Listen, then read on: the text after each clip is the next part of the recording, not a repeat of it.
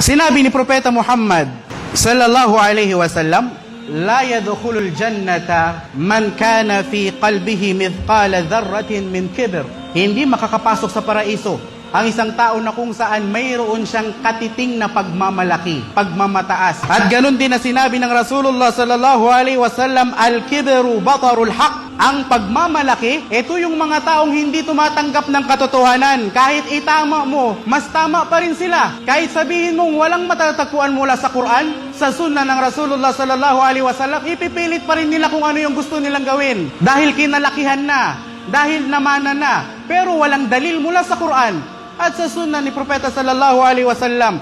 Kaya kabilang sa pagmamalaki ay yaong tao na kung saan hindi tumatanggap ng katotohanan, hindi tumatanggap ng payo. At sinabi ng Rasulullah sallallahu alaihi wasallam, wa ghamtun nas, ang mga taong nagmamalaki, ito yung mga taong minamaliit nila yung ibang tao.